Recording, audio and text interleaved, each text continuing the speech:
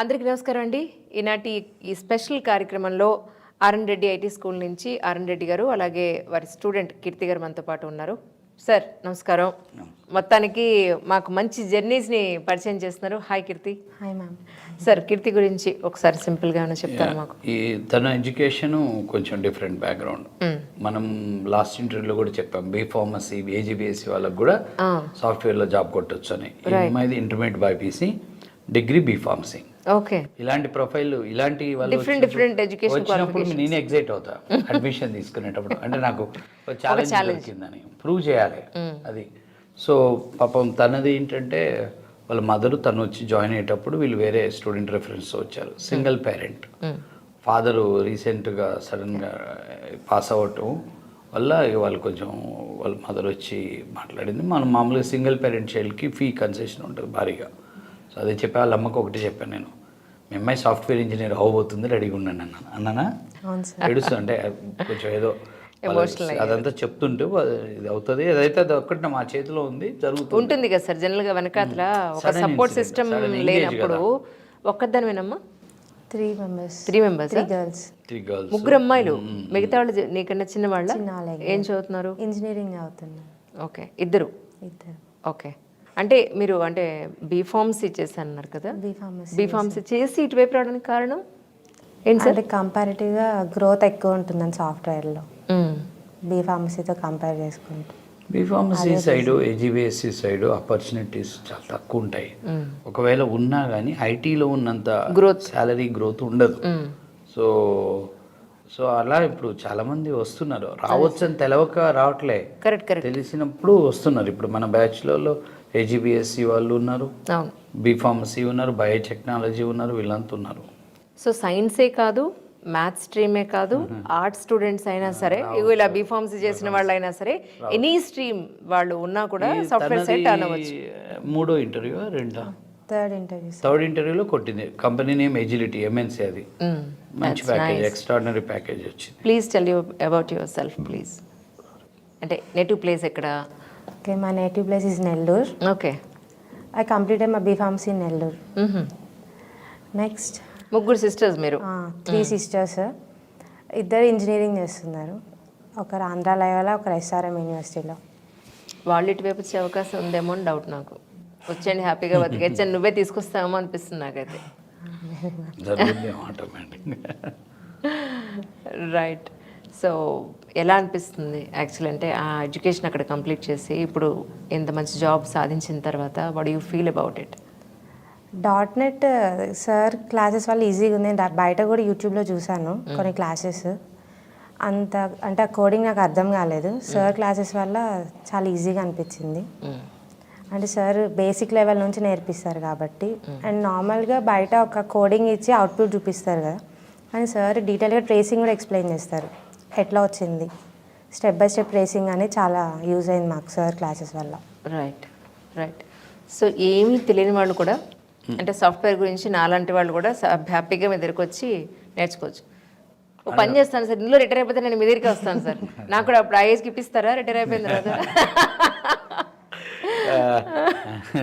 ఇప్పుడు వీళ్ళు బీఫార్మసీ చదివి జాబ్ కావాలి, ఆ జాబ్ ఈ జాబ్ చూసినప్పుడు ఆపర్చునిటీస్ వెతుకుతున్నప్పుడు ఎవరో మన స్టూడెంట్ వీళ్ళని రిఫర్ చేశారు, వచ్చేయండి అక్కడ ఉన్న స్టూడెంట్ రిఫర్ చేసి వాళ్ళు మాట్లాడి వచ్చారు, ఇన్ఫర్మేషన్ ఉంది.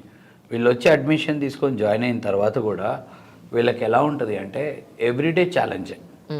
ప్రతిరోజు పక్కన కూర్చున్న స్టూడెంట్ అడుగుతాడు, ఏంటి నీ క్వాలిఫికేషన్? బీఫార్మసీ. నేను బీటెక్, నువ్వు బీఫార్మసీ. అక్కడ లేవు ఆ జాబులు. మీరు అడిగారు కదా, సేమ్ మీరు అడిగారు, వాళ్ళు అడగటం ఉంది, అడుగుతారు. అడిగేసి సరే మీరు అడిగి వదిలేశారు. వాళ్ళు అడిగి ఇక్కడ ఇది ఐటీకి బీఫార్మసీకి లేదు, మీరు అనవసరంగా జాయిన్ అవుతున్నారు, రిస్క్ అవుతుంది ఏమని ఒక క్వశ్చన్ మార్క్ పెడతారు, భయం. అది ఇలా రోజు బ్యాచ్లో రన్ అవుతున్నప్పుడు స్టూడెంట్లు ఎక్కడ ఒకడ టచ్ చేస్తారు. సెకండ్ వీళ్ళు మళ్ళీ హాస్టల్కి వెళ్తారు. హాస్టల్లో ఉండే స్టూడెంట్లకు కూడా అక్కడ పెద్ద ఛాలెంజ్.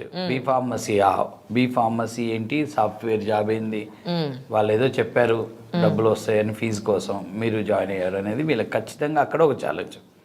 తర్వాత ఇప్పుడు వీళ్ళ మదర్ ఉంటారు ఊళ్ళో అన్నారు, పేరెంట్స్ ఉంటారు. ఆ పేరెంట్స్ని వాళ్ళ నైబర్స్ ఏం చేస్తుంది అమ్మాయి అంటే మీర్పేట వెళ్ళారు, అక్కడ ఏదో కోర్స్ సాఫ్ట్వేర్ కోర్స్ చేస్తుంది అంటే కొన్ని లక్షల మంది చేస్తారండి. అది కాదు అసలు అంటే ఈ స్టడీకి ఐటీ కోర్స్కి సంబంధం ఏంటి, ఎందుకు పంపించారు ఉన్నదా ఈ ఛాలెంజెస్ అని నేను ఎప్పుడు అడగలేను నేను పర్సనల్. అవును సార్ అంటూనే ఉంటారు, వాళ్ళు కూడా చెప్తారు కూడా, మెడికల్ కోడింగ్ జాబ్స్ రిఫర్ చేస్తుంటారు. అది చెయ్యి ఇది చేయని మీరు చెప్తారు. వీళ్ళ మామూలు క్లాస్లో గ్రూప్లో చెప్తాను, మీ అందరికీ రోజు ఛాలెంజ్ ఉంటుంది, be careful, trust me, trust your self.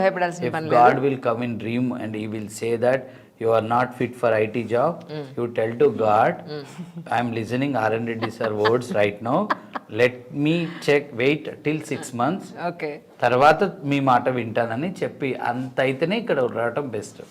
లేకపోతే రోజు డిస్టర్బెన్సే కావాలి. డిస్టర్బ్ అయ్యి డ్రాప్ అయితే వాళ్ళు కూడా ఉన్నారు. ఇప్పుడు వీళ్ళ మా బ్యాచ్లో అలా ఉండి ఎవరో చెప్పిన మాట విని వాడు బ్యాక్ అవుతారు కూడా కొంతమంది. ఇక్కడ ఇట్ విల్ బి పాసిబుల్ అని చెప్తాను. 2 ఇంటర్వ్యూలా 3 ఇంటర్వ్యూలా 30 ఇంటర్వ్యూలా అనేది డిపెండ్స్ అపాన్ స్టూడెంట్. అవును సార్, ఈ .NET దాంట్లో ఈవెన్ ఫారెన్లో కూడా వాళ్ళు ట్రై చేసుకునే అవకాశం ఉంటుందేమో కదా. విపరీతమైన ఉద్యోగాలు కదా. ఇప్పుడు మన స్టూడెంట్స్ చాలామంది 2 years 3 years పనిచేసిన తర్వాత US H1 చేసుకొని అమెరికా వెళ్ళిపోతారు. కొంతమంది company transfer. It's subject from Microsoft. .NET అనేది మైక్రోసాఫ్ట్ సబ్జెక్ట్, మైక్రోసాఫ్ట్ .NET అంటారు దీన్ని. సో ఇంటర్నేషనల్ సబ్జెక్ట్స్ ఇవన్నీ .NET జావా ఇవి నేర్చుకున్నాక వీళ్ళకి ఆపర్చునిటీస్ ఎక్కడైనా ఉంటాయి. సింగపూర్లో full, Malaysia, America, Dubai, everywhere anywhere global opportunities. ఐటీలో ఉన్న బ్యూటీ అదే. ఇప్పుడు మనం నేర్చుకుంటే ఎక్కడైనా జాబ్ చేయొచ్చు. ఇంట్లో కూర్చొని కూడా అమలాపురంలో యాప్ చెట్టు కింద నొలక మంచం వేసుకొని లుంగి కట్టుకొని ల్యాప్టాప్ పెట్టుకొని మైక్రోసాఫ్ట్కి జాబ్ చేయొచ్చు. లక్షలు సంపాదిస్తున్నారు, దానికి మించింది లేదు. ఇది ఏంటంటే ఐటీలో స్ట్రెస్ ఉంది. ఐటీలో స్ట్రెస్ కాదు, ఈరోజు ప్రతి ఒక్కళ్ళ పనిలో కూడా స్ట్రెస్ ఉంది. మీడియాలో కూడా ఉంది, స్టూడెంట్స్లో కూడా ఉంది విపరీతమైన స్ట్రెస్. అయితే ఐటీలో ఏంటంటే టెక్నాలజీని బాగా నేర్చుకోవాలని ఎక్స్పర్టైజ్ అయ్యి జాబ్లోకి వెళ్ళాలి. అంటే ఇంతకుముందు మన ఇంటర్వ్యూలో కూడా చెప్పాను, సాఫ్ట్వేర్ ఇండస్ట్రీకి అర్జునులు కావాలి, అభిమన్యులు పనికిరారు, ఇంకా వీలైతే ఏకలవ్యులు కావాలన్నట్టు మనం హాఫ్ నాలెడ్జ్తో పోయి ఇబ్బంది పడుతున్నారు. అది స్ట్రెస్. మీకు ఒక టాస్క్ ఇచ్చినప్పుడు అది కంప్లీట్ చేసే క్యాపబిలిటీ మీకు ఉన్నప్పుడు స్ట్రెస్ లేదు. అది హాఫ్ నాలెడ్జ్తో వెళ్ళినప్పుడు ఆ గంట సేపు చేసే వర్క్కి 1 day పట్టినప్పుడు ప్రెషర్ పెరుగుతుంది కాబట్టి స్ట్రెస్ ఉంది. ఐటీలో స్ట్రెస్ ఉండడానికి మెయిన్ రీజన్ ఏంటంటే సబ్జెక్టు నిష్ణాతులు అవ్వకుండా జాబుల వైపు వెంపర్లాడటం. కోర్సులు చేసేటప్పుడు ఇప్పుడు వీళ్ళైనా కానీ మేము 4 నుంచి 6 నెలలు అని పెట్టినప్పుడు 4-5 నెలలు కాగానే వీళ్ళకి ఏంటంటే job job job job job అంటారు. మీరు సబ్జెక్ట్ నేర్చుకోండి. తర్వాత మేము ఫుల్ మాక్ పెట్టా వీళ్ళకి, 1 రోజులు పెట్టాం. మా వైపు పండ్లు గొరుకుతూ చూసేవాళ్ళు రోజు కోపంగా ఇట్లా రోజు 1 నెల ఆపాము. ఇంటర్వ్యూస్ పంపిలే, మేము పెట్టాము ఇంటర్వ్యూస్.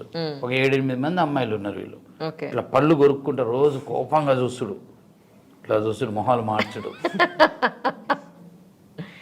మేమేంలే మేము మాకంతా కంప్లీట్ చేసి యు ఆర్ బెస్ట్ అన్నాక నేను పంపిస్తే 2-3 ఇంటర్వ్యూలు వస్తుందని చెప్పాను. Same thing happened for these big girls. వీళ్ళ బ్యాచ్ మొత్తానికి కొట్టారు. మొత్తం 5 ఎజిలిటీలో కొట్టారు. ఇంకో నాగలక్ష్మి ఒక company. Proud of you sir. Coming generations కి చాలా మంచి ప్రొఫెషన్స్ అందిస్తున్నారు మీరు. వీళ్ళ ముందు బ్యాచ్ మాకు కొద్దిగా ఇబ్బంది అయింది. వాళ్ళకి మేము కొంచెం వాళ్ళు కొద్దిగా మమ్మల్ని అంటే ఆడుకున్నారు. మేము బిజీగా ఉండటంలో వాళ్ళు అక్కడిక్కడ టైం వేస్ట్ చేసి కరెక్ట్ 6 months కాగానే నా జాబ్ ఇది అంటారు.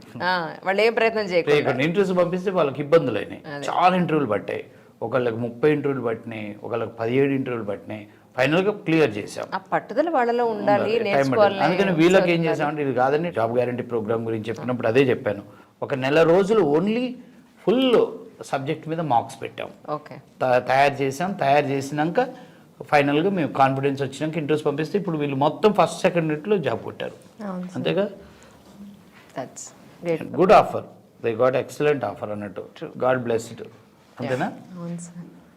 కీర్తి, కంగ్రాచులేషన్స్. నిజంగా ఇంకా మంచి స్టేజ్కి వెళ్ళాలి. నీకు మేడం అడిగే క్వశ్చన్ ఏంటంటే, నువ్వు B.Pharmacy చదివావు, కోడింగ్ నేర్చుకోవటంలో ఏమైనా ఇబ్బంది పడ్డావా?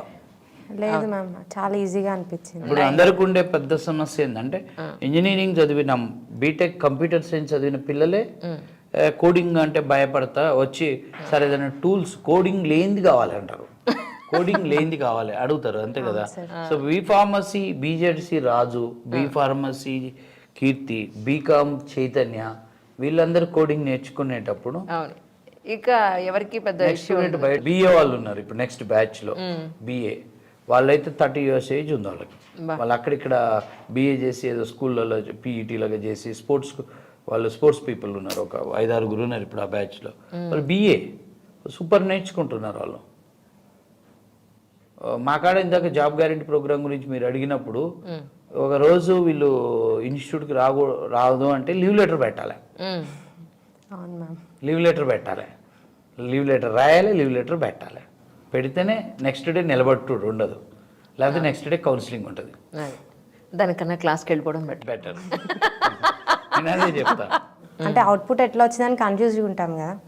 సార్ ట్రేసింగ్ అనేది స్టెప్ బై స్టెప్ ట్రేసింగ్ వల్ల అంటే ఈ అమ్మాయి ఆడుతూ పాడుతూ నేర్చుకుంది మేడం, ఆనెస్ట్ చెప్తున్నాను కదా. సార్ అంటే సరదాగా నేర్చుకుంది. ఓకే. ఫుల్ క్లాసులు పడ్డాయి, మామూలు క్లాసులు కాదు, పిచ్చి తిట్టుడు చాలాసార్లు. అవునా? ఆ అమ్మాయి పేరు కీర్తి కానీ నాకు మాత్రం అచ్చం రేవతి గారిలా కనిపిస్తుంది అమ్మాయి. రేవతి లాగా కూల్గా. మేమేమో టెన్షన్ పడుతుండేది ఎప్పుడైనా రాకపోతే. ఈ అమ్మాయి సార్ వచ్చి ఏమైంది రాకపోతే నేను అన్నట్టుండేది. కానీ లక్కీ స్టార్. నేను ఇంటర్వ్యూస్ అంటే కొంతమందికి అంతే, అంటే లైక్ కొంతమంది ఎక్కువ అవర్స్ సబ్జెక్ట్ నేర్చుకోవటంలో కూడా ఎక్కువ టైం స్పెండ్ చేస్తారు, కొంతమంది తక్కువ టైంలో లెర్న్ చేస్తున్నట్టు. ఈ అమ్మాయి ప్రొఫైల్ నాకు అలా అనిపించింది అన్నట్టు. మేమేందుకు టెన్షన్ పడ్డాం కదా. ఫార్మసీ స్టూడెంటు, సెకండ్ వాళ్ళ మదర్కి మనం మాట ఇచ్చాము 100%. ఇప్పుడు వాళ్ళు ఆ పరిస్థితుల్లో అంత ఛాలెంజింగ్ తీసుకొని జాబ్ గ్యారెంటీ ప్రోగ్రామ్ అని ఇందులో జాయిన్ అయ్యి ఒక 6-7 నెలలు ఉండటం అంటే మా ఫీజే కాదు కదా. వీళ్ళకి మంత్లీ ఎంత లేదన్నా 5,000 to 8,000, అమ్మాయిలకైతే ఆల్మోస్ట్ 10,000 అవుతాయి నెలకి. ఈజీగా ₹1,00,000 అవుతాయి, ₹1,00,000 హాస్టల్ ఖర్చులకే అవుతాయి, మన ఫీజు ఉంటుంది. సో ఇదంతా మళ్ళీ time is more valuable than money కదా. అందుకనే మేము లీవ్ లెటర్లు రాకపోతే నిలబెట్టేటాలు, ఇంటికి ఫోన్ చేయటాలు, వీళ్ళ మీద అరవటం వాళ్ళ మీద అరవటం, ఇవన్నీ జరుగుతాయి. ఉంటారా వెళ్ళిపోతారా ఒకటే లెక్క.